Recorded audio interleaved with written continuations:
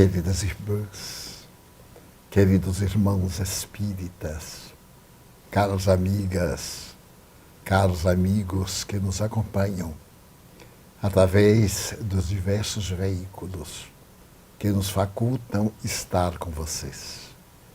Votos de muita paz.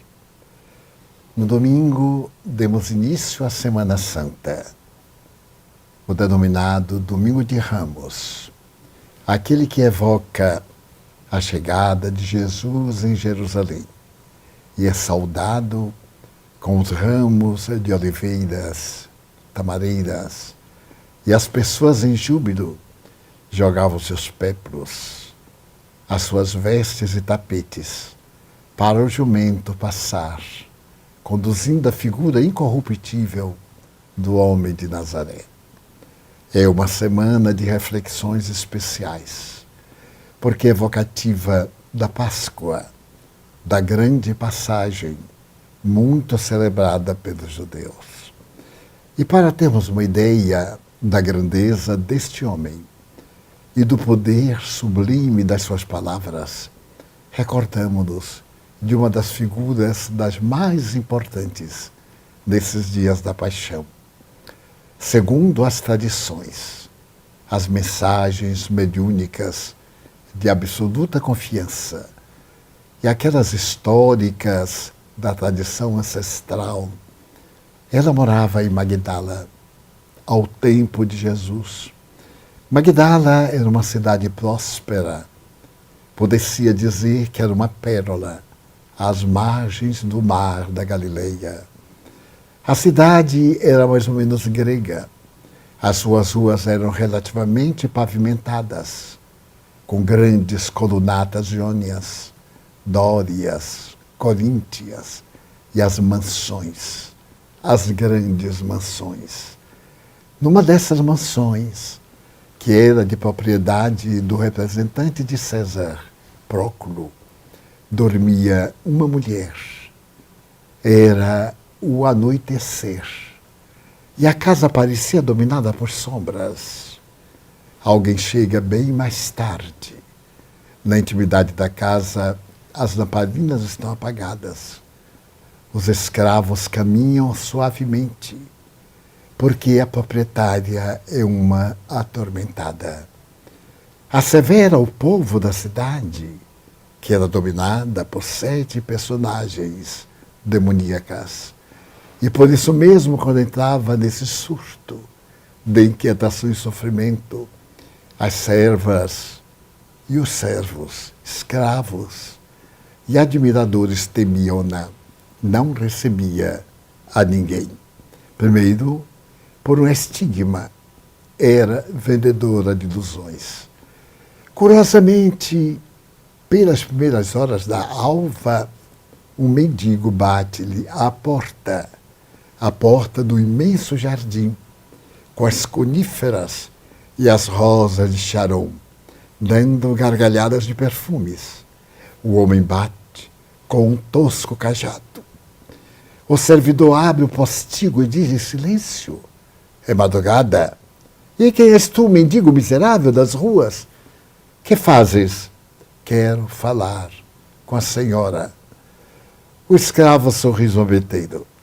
Ela hoje recusou um representante das grandes legiões.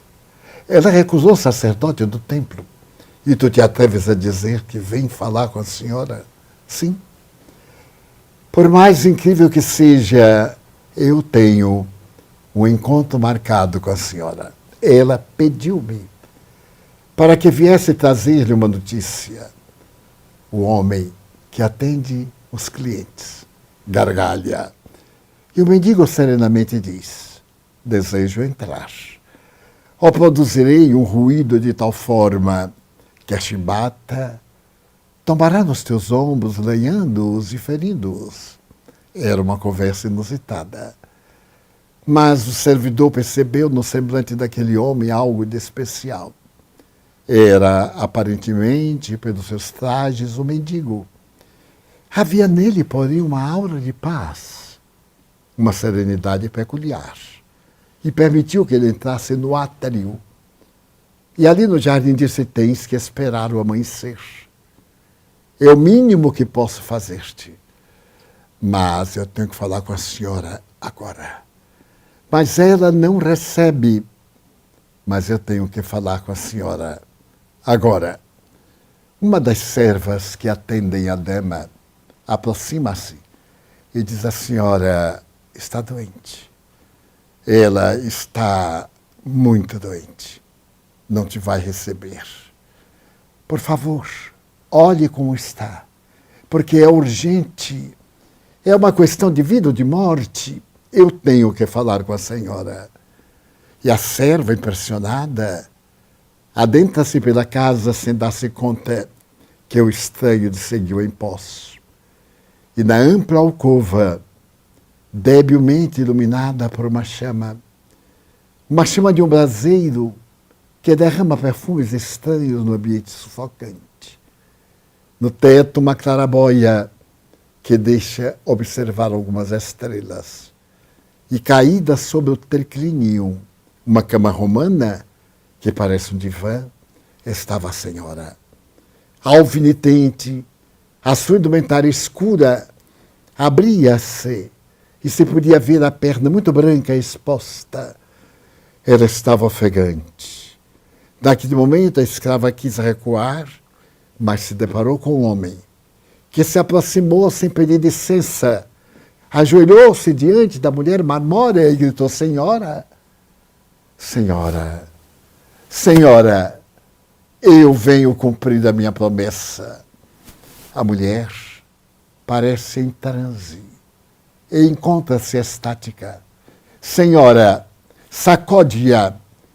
Ela desperta de um longo letargo, os olhos semiabertos, o semblante pálido e as marcas nos olhos denotam um sofrimento imenso. Senhora, lembrai-vos de mim? Ela não responde nada. Eu vos vi passar na liteira, tendo ao vosso lado o grande representante de César. E eu estendi a mão pedindo, suplicando uma ajuda, uma miséria. E vós abriste a cortina e perguntaste, que quer? Eu vos mostrei o peito aberto em rosas pútridas de lepra. E disse, estou procurando o Messias. Eu ouvi falar que ele está perto em Magdala. E eu necessito de uma ajuda para chegar até lá. Vós deste uma gargalhada zombeteira e me atiraste um sestércio, a moeda cara. Vai, disseste até com ironia, tu acreditas em Messias? Se ele te curar, retribuis a mim. Por favor, a tua cura, porque também eu tenho uma doença muito terrível, para que ele me cure. Senhora, vede, senhora. E num gesto audacioso, rasgou no peito a camisa e apresentou-lhe este perfeitamente recomposto.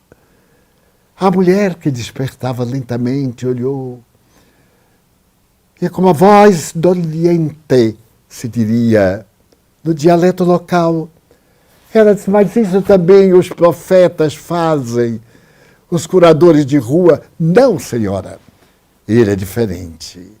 Posso afirmar-vos que ele é o enviado de Deus. Então, senhora, vós dissestes que também era uma doente. Ele está aqui perto, muito perto, senhora, em Cafarnaum, a alguns quilômetros daqui de Magdala.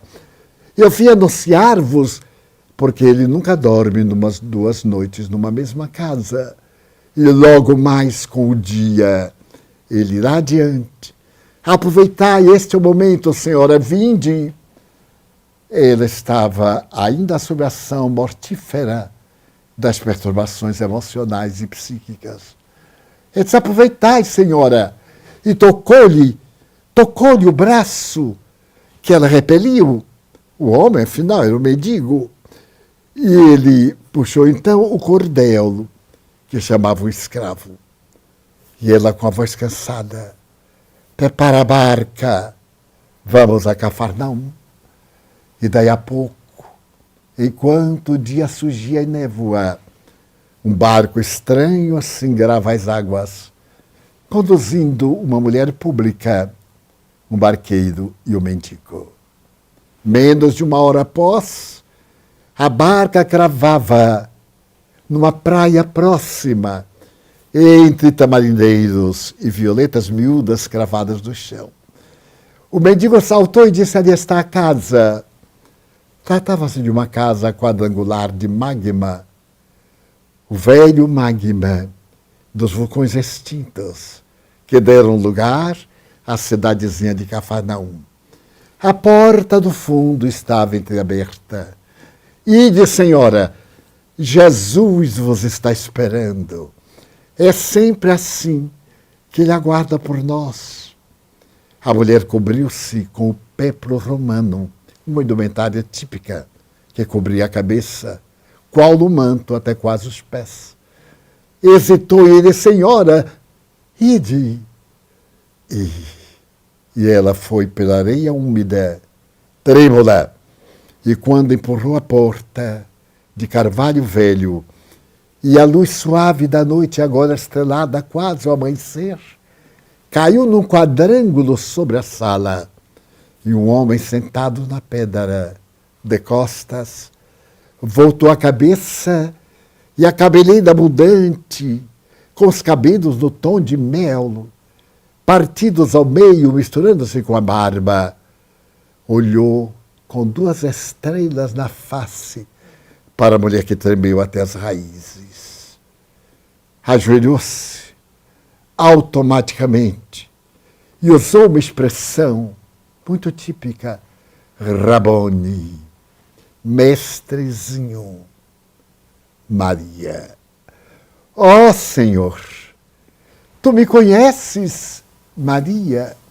Eu sou bom pastor e conheço todas as minhas ovelhas, uma a uma. Não te espantes, pois, de eu dizer-te: Maria, então, se tu me conheces, ajuda-me, Senhor. Que devo fazer a partir de agora? Cuidar dos teus filhos.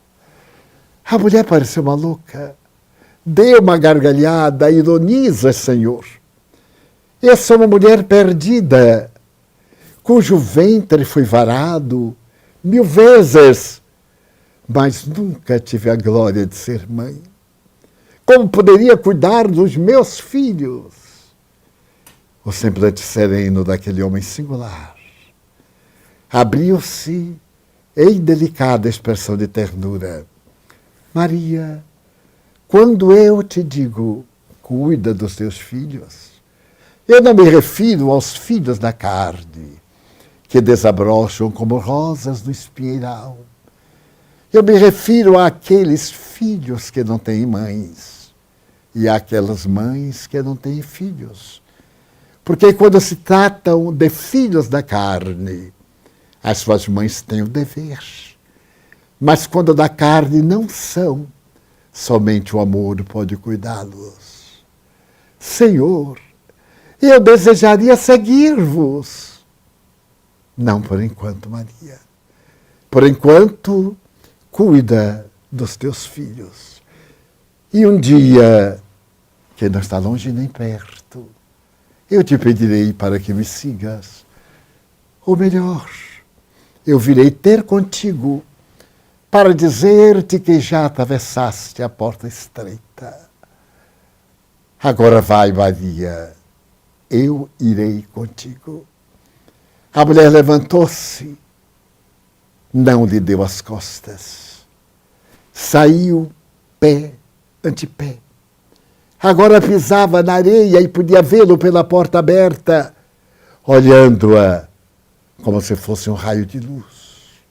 Nunca mais ela esqueceria daquela visão inigualável. Entrou na barca. Foi assim. Aliás, bem diferente. Quando ela era uma menina, talvez com 5 anos, estava em Jerusalém, E passando numa das esquinas da grande cidade, ouvi um contador de histórias que usava daquelas varas longas dizer um dia ele virá. Ele virá montado num jinete branco e abre as portas do paraíso. Será amada. Ela, como menina, não saberia dizer. Amou a esse estranho personagem. Mais tarde, deveria ter 10 anos, ainda estava em Jerusalém. E passando um dia pela multidão que estava diante de um homem estranho, de pé, os olhos inflamados na direção dos céus, ele apontou e disse: o homem que vai salvar a humanidade já está conosco. E ela, tão pulcra, sorriu e o amou. E mais tarde, quando ela foi ludibriada nos seus sonhos de mulher e atirada a um bordel, ela também ouviu uma voz íntima dizer: um dia eu amarei, como nunca amarei a quem quer que seja. E agora estava ali em casa. O dia raiava e o olhar daquele homem estava preso na sua alma. Ela, de repente, tomou uma decisão. Próculo voltar a Roma, caída em desgraça política diante de César. E estava presente um outro representante a quem Próculo entregara para que dela cuidasse, para que lhe desse todo o conforto e a mantivesse na grandeza. Mas ela sentiu uma espécie de asco por esse novo homem. E resolveu então libertar-se. Teve uma crise, chamou os escravos, deu-lhes liberdade. Pegou peças de tecidos caros e perfumes bons e distribuiu-os. Atirou pelas janelas objetos de arte e moedas. O povo aglomerou-se. A mulher enlouquecera. Mas ela tiveram cuidado de guardar um vasilhão em alabastro com um raro perfume de nardo. E o vestido com o qual se havia entregado àquele primeiro homem. Uma força misteriosa fê-la carregar os 2 tesouros e saiu. Todos a consideraram loucas. A partir desse dia, ao entardecer, quando às margens do lago a multidão se reunia, havia uma mulher de rara beleza, com o rosto recém-coberto e os olhos fixos na figura do estranho rabi. Passaram-se os meses, os anos, quase 2. E ela fiel, ora na praia, ora na Samaria, na Pérea, na Judeia, também na casa de Lázaro, hospedara-se uma noite. Bem, agora, tudo era diferente. Tudo. Porque ela já estava muito perto dele. Ele olhava muitas vezes e sorria. E ela dizia mentalmente: estou cuidando dos meus filhos, das minhas filhas. Mas ele parecia tão triste. Falou que ia fazer a sua última viagem a Jerusalém. A última viagem. Ela não entendeu o que ele quis dizer. Mas era Páscoa. Ele viera pelas montanhas do deserto da Judeia. E quando chegara à entrada da cidade, havia tido cuidado de pernoitar na casa de Lázaro, em Betânia, a 5, 7 quilômetros distante da Porta Formosa. E por fim, na alvorada do domingo, com a multidão, ele entrou, enquanto o povo gritava aleluias. Mas ela percebeu algo singular. O semblante dele era muito triste. Mas era assim que ele olhava a ovação humana. Os dias se passaram entre alegrias e expectativas. Coisas peculiares aconteceram. Os companheiros estavam jubilosos e expectantes. Mas, na quinta-feira, parecia que a atmosfera pesava. E pesava de uma forma inesperada sobre Jerusalém e arredores. À noite, João chegara pálido. Senhora, ela estava na casa de Maria Cleófas, a mãe de João Marcos, que escreverá mais tarde o terceiro evangelho. Ele foi preso. Maria de Nazaré, tomada de horror, perguntou, mas que crime cometeu? Senhora, Judas, da cidade de Queriot, vendeu Jesus. E ele foi arrastado para o julgamento agora do pretório e está entre o escárnio da população ingrata e as autoridades de Jerusalém. Leva-me contigo, disse-lhe a senhora de Nazaré. E o rapazito de 18 anos segurou-a pelos braços e ela se perdeu na multidão. Já estava quase na etapa final. Era o momento em que ele estava preso ao poste de lapidação. Havia recebido 62 chibatadas nas costas e nas pernas, mas o povo não estava satisfeito. Crucificai-o. E Pilatos, o covarde, eu vos ofereço Barrabás. Não queremos. Queremos ele.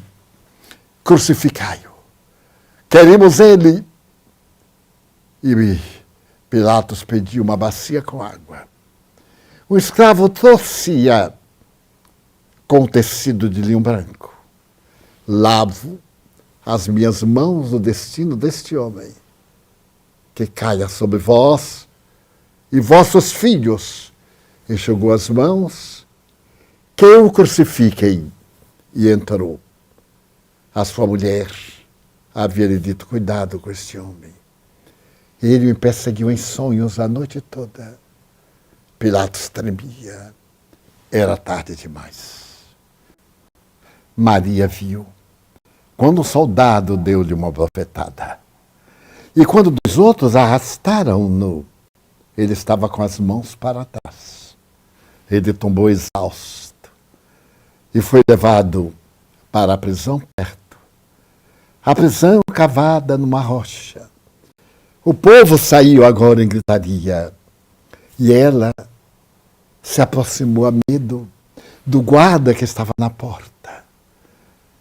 Meu filho, deixe-me ver. Ele é o meu filho. Mas o soldado romano deu-lhe um empurrão e ela bateu a face no outro lado. João segurou-lhe as mãos. Vamos, minha mãe. E levou-a semi-desmaiada. Não se pode imaginar. A mulher de Magdala acompanhara tudo isto. O seu coração parecia não suportar a angústia. Mas no dia seguinte, quando começou o cortejo fúnebre, ele carregando uma cruz de quase 70 quilos, dizem, que ele pesava os ombros magros, semi-despido, com uma toalha colocada junto às pernas, sangrando, e a caravana triste, pela chamada Via Dolorosa, que levava até as portas da cidade, porque o Gólgota, palavra que significa caveira, estava a 1.500 metros mais ou menos distante, fora da cidade. Miriam de Nazaré, Maria de Magdala, Maria Cleófas, Joana e tantas outras, umas 6 aproximadamente, viram-no cair uma vez, 2 vezes, na terceira ele bateu a face no solo com o peso da cruz.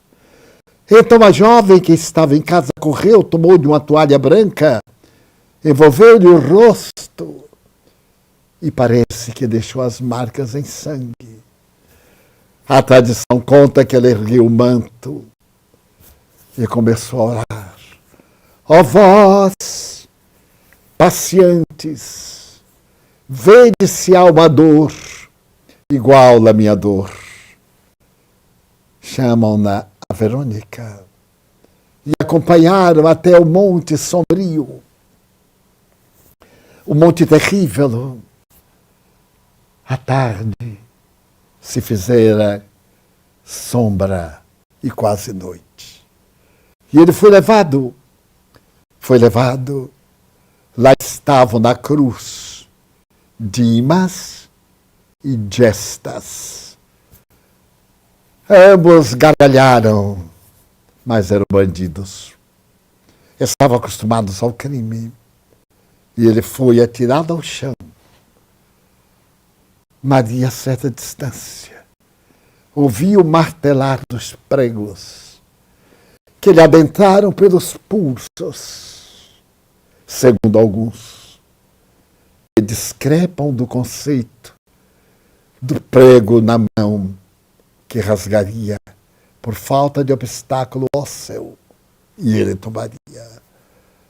Ele se contorceu. No momento quando ergueram a cruz, e ela caiu, o corpo desceu, as lascas de madeira entraram pelas costas, ele retorceu-se. E a mãe abraçou João e Maria, as outras mulheres atiraram-se ao chão e, conforme a tradição, rasgaram as vestes, em pranto. E este é o momento culminante das dores. Começaram a chiscanar. Um soldado gritou, pula da cruz. Outro pegou as suas vestes e ficou ali no chão, ainda jogando dados na pedra talhada. Gestas gargalhava no seu tormento. A noite se foi fazendo. Era quase a hora terceira. Nesse momento, ouviu-se longe o ronco do trovão. E, naturalmente, o relâmpago zigue-zagueou em um passo de Terpsichore, a deusa da dança, enquanto o trovão aplaudia. A terra tremeu. Ouviu-se um balbuciar de vozes. Aquele homem da direita olhou para ele e disse, Senhor, lembra-te de mim quando entrares no paraíso. Era Dimas. Em verdade te digo hoje que estarás comigo no paraíso. Não disse quando. Era uma confusão. Alguns já começavam a recolher-se, porque as bátegas da chuva caíam. Teve-se a sensação da terra tremer. Mais tarde percebeu-se que o manto do templo em veludo escuro havia se rasgado de alto a baixo. Era um horror. O pânico tomava conta do templo, dos sacerdotes. E ali no Calvário as sombras bailavam no meio das sombras. A sua mãe agarrava-se a João e a outra Maria, a de Magdala, acarinhava-lhe a cabeça muda, sem poder anunciar uma palavra. Então, a mulher de Nazaré não suportou. Meu filho, que te fizeram os homens? Ele fez um esforço tremendo. Olhou para baixo. e disse uma palavra tão perversa: mulher, não foi minha mãe. Eis aí o teu filho. Olhou para João. Filho, eis aí tua mãe. Ele tornava aquela mulher amada mãe da humanidade. E os vínculos da vilegiatura carnal desapareciam nessa mulher, a quem ele tanto amava. Então, desesperadas, começaram a chorar alto. E ele gritou a célebre frase: Eli, Eli, lama sabachthani. Senhor, Senhor, por que me abandonaste? Mas antes ele havia dito: ó Pai, por que me abandonaste? É uma expressão do Velho Testamento que se deve dizer invariavelmente em circunstâncias que tais, quando você está sós. Ele não sentiu o abandono de Deus, é claro. Para isso viera, mas cumpriu o ritual até a última palavra da tradição que identificaria o Messias. Baixou a cabeça. A tempestade rugiu, o povo se foi. Amigos de Pilatos, José de Arimateia, que era sacerdote, Nicodemos, pedindo o cadáver. José de Arimateia ofereceu a sua sepultura nova, cavada ali mesmo, no Monte da Caveira, e ofereceu-lhe aqueles metros de tecido branco para envolver o cadáver. E Nicodemos também mandou cuidar do seu corpo. Todos saíram. Não houve celebração, porque era um ato oficial. Jogaram na tumba com um lenço amarrado ao queixo, para que a boca não ficasse entreaberta. A sexta-feira cruel desabou com uma tragédia, lágrimas e angústias. Mas no domingo pela manhã, Pedro, que o negara 3 vezes, Tiago e João e Maria de Magdala resolveram ir à tumba para com os aloes e substâncias embalsamarem o corpo, como era o hábito, envolvendo-o no imenso manto. O dia ainda não surgira. E quando chegaram ao sepulcro, a pedra mó, redonda, vedava a entrada, estava afastada. Eles entraram assustados e a cova no chão estava vazia, com o lenço. Ai, por certo, Pilatos mandara roubar o cadáver para poder desmoralizá-lo. Por certo. Pedro, Tiago e João desceram e ela ficou chorando até o dia amanhecer. E quando a claridade venceu a noite, ali, entre as roseiras silvestres, ela viu um homem de costas e gritou: jardineiro, Senhor, para onde levaram o meu Senhor? Ele voltou-se.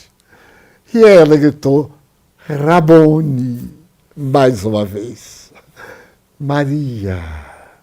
As mesmas palavras da primeira vez. Ela correu para abraçá-lo. Não me toques. Ainda não estive com meu pai. A tradição diz que ele descera as geenas para aplacar as dores do traidor suicida.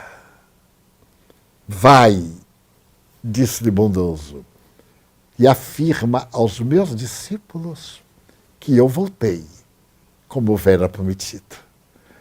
Maria desce aquele monte de 15 metros de altura, Hoje ele está quase rente à terra, coberto com algumas placas de vidro para que possamos vê-lo na chamada Igreja do Santo Sepulcro, hoje dentro das muralhas de Jerusalém. Então ela vai cantando ao cenáculo, onde realizaram a ceia. Todos eles amedrontados. Estavam com medo, agora o que será de nós? Não poderemos voltar a Galileia, não podemos, porque talvez, quando ela chega, alegrai-vos, ele voltou.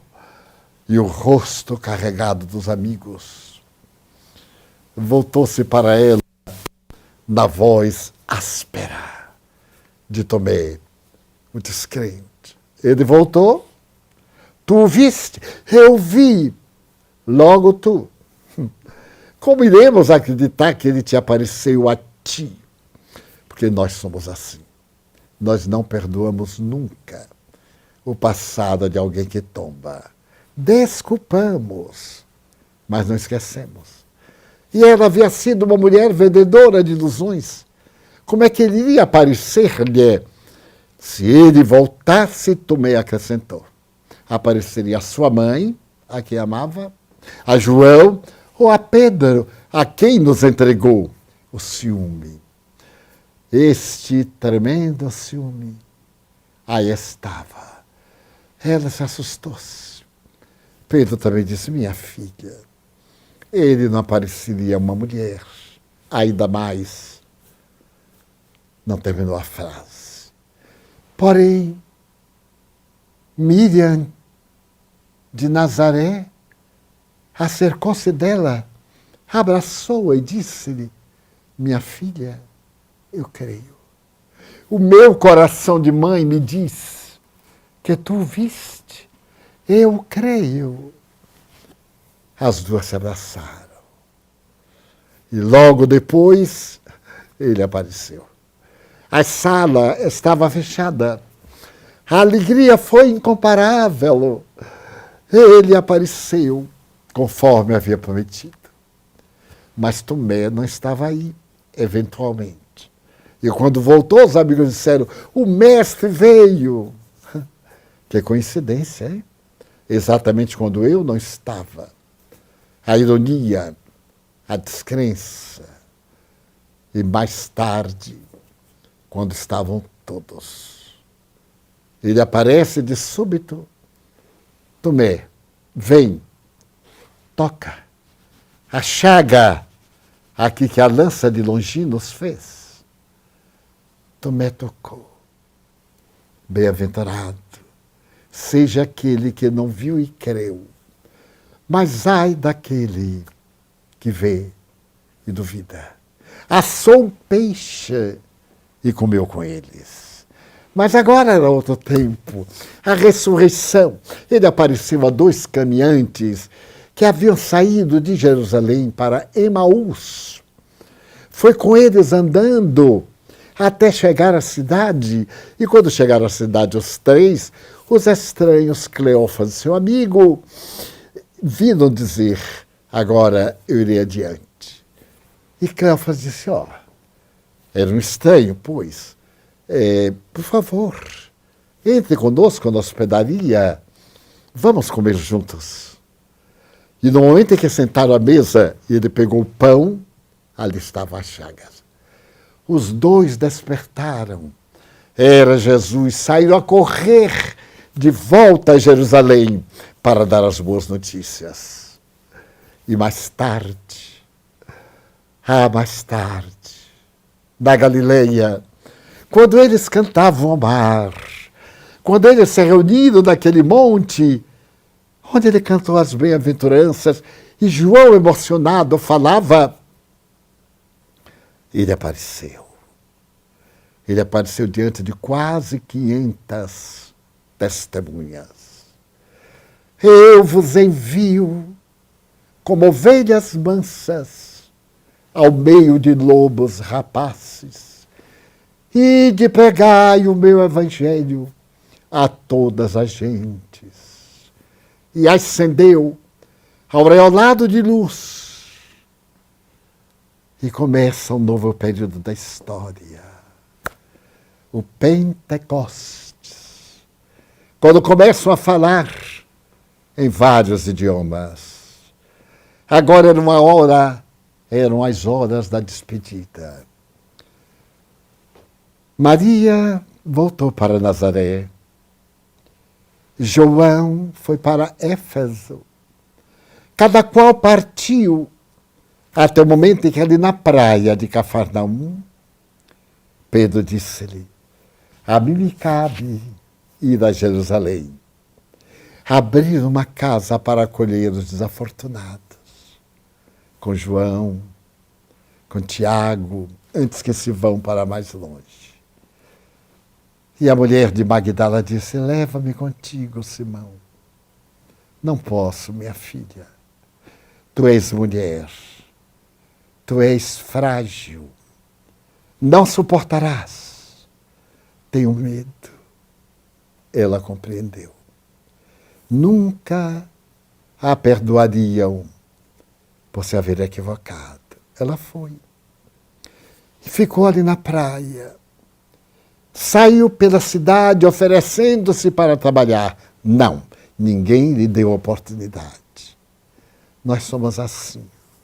Algumas mulheres disseram: voltam para o panar. Tu que roubaste nossos maridos, voltam. Os homens disseram: volta. Ainda estás bela. O feitiço embriagante do crucificado já passou, volta. Mas ela permaneceu. Ao 3º dia, ela estava meditando esfaimada, quando viu o som de uma matraca que anunciava a presença de leprosos. Vinha um magote. Eles se aproximaram e ela os viu deformados, já estava acostumada. Mas quis correr, porque todos eram leprosos. E lembrou-se dele: ama os teus filhos. Que buscais? A Jesus de Nazaré. Viemos, ou melhor, vimos, da Síria. Oh, chegastes tarde demais. Ele se foi. E sem dar-se conta, ela começou a narrar. A contar o que ele fizera dela, da sua lepra moral. A dizer como ele agira e como for assassinado. E viu na face dos leprosos o desânimo. Uns em animais, crianças deformadas, homens e mulheres destroçados. As autoridades vieram expulsá-los para que viajasse a Jerusalém, para o Vale dos Imundos. E eles foram. Ela os viu e quando eles estavam longe, ela raciocinou: são meus primeiros amigos, desde que ele se foi. Então gritou: esperai por mim. E saiu a correr. Abraçou 2 crianças.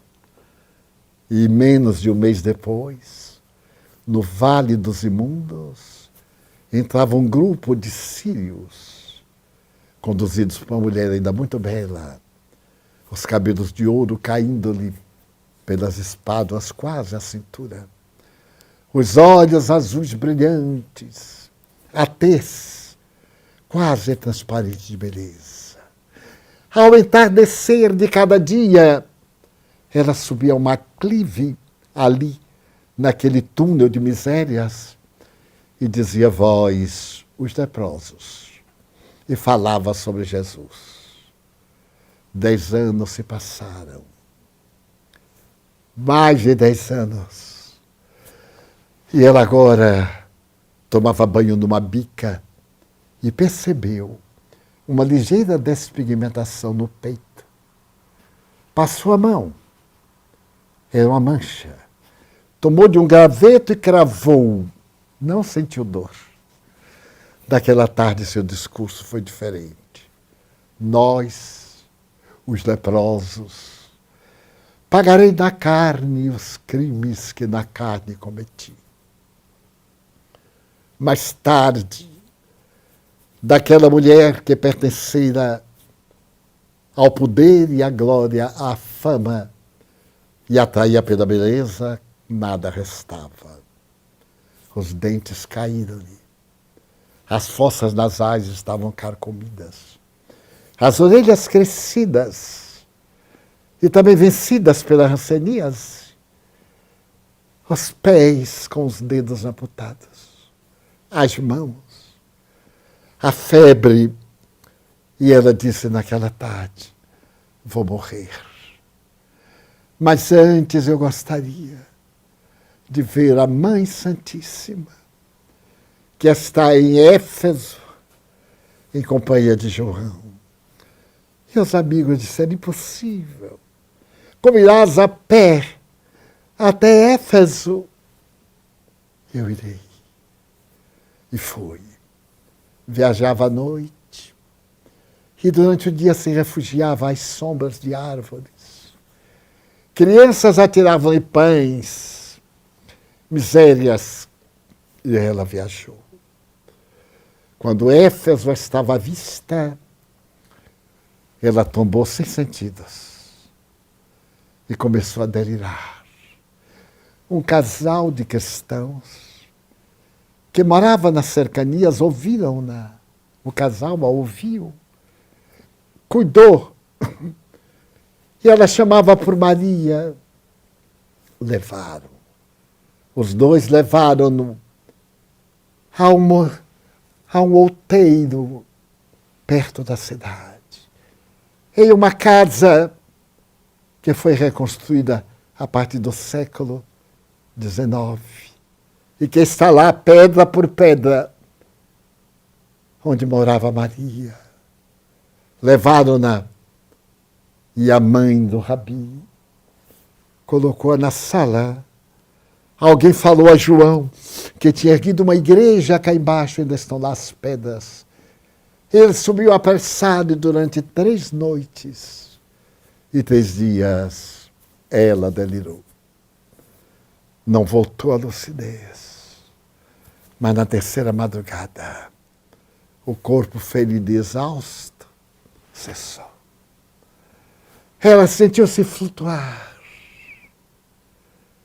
e percebeu que estava no ar, jovem, da forma como conhecera Jesus. Ouvia uma caravana que cantava e ela então pensou, na primeira vez que ouviu em Cafarnaum e a caravana deslizou pelo ar. E ela via agora do alto mar da Galileia, a cidade lá embaixo, a estreia, a caravana desceu, a praia dos fundos da casa de Simão. Ela ficou olhando o mar. Apareceu uma peregrina luz sobre as águas. Ela ficou olhando. A luz se aproximou. Ela reconheceu, adentrou-se pelas águas. Era o mestre. Ela estendeu as mãos, Rabone. Ele recebeu-a, Maria. Já atravessaste a porta estreita. Dorme. Ela caiu nos braços dele. E dizem alguns fenícios da astrologia que um raio estranho rasgou da terra aos céus uma marca de luz. E que naquela noite uma estrela especial apareceu no mapa zodiacal. Era Maria de Magdala, tornando-se uma estrela na constelação do infinito. E por que eu a trouxe de volta? Porque de alguma forma nós somos um pouco de Maria de Magdala. Neste momento de dores, de luxúria, de loucura, de peste e de vil política, nós estamos com as chagas suplicando a Jesus misericórdia.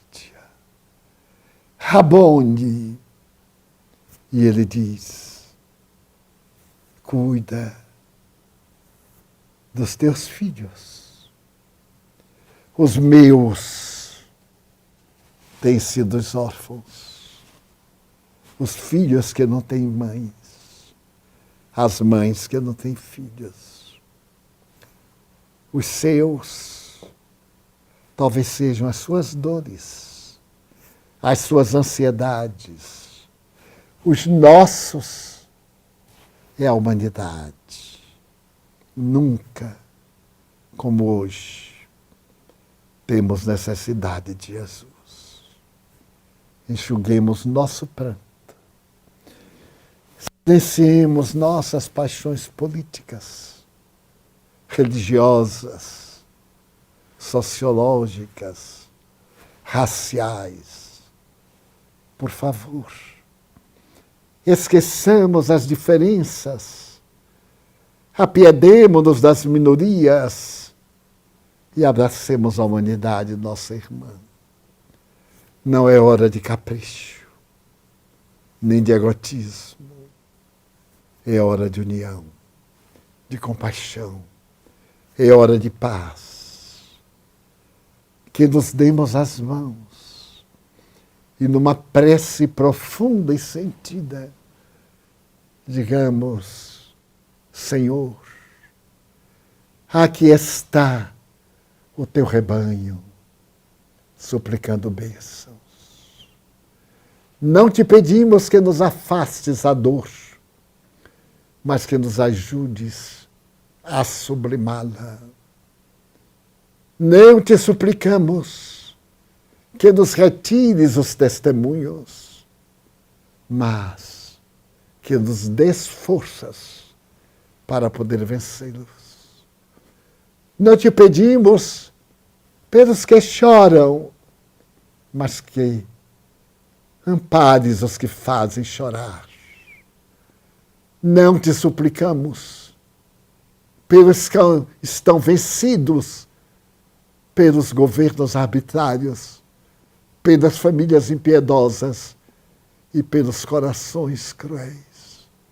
Pedimos-te por eles, os perseguidores, como tu pediste ao Pai, que perdoasse aqueles que te execravam. Nós te pedimos que tenhas misericórdia dos que ainda te ultrajam, dos que zombam de ti, dos que gargalham, porque eles têm hanseníase e ainda não sabem.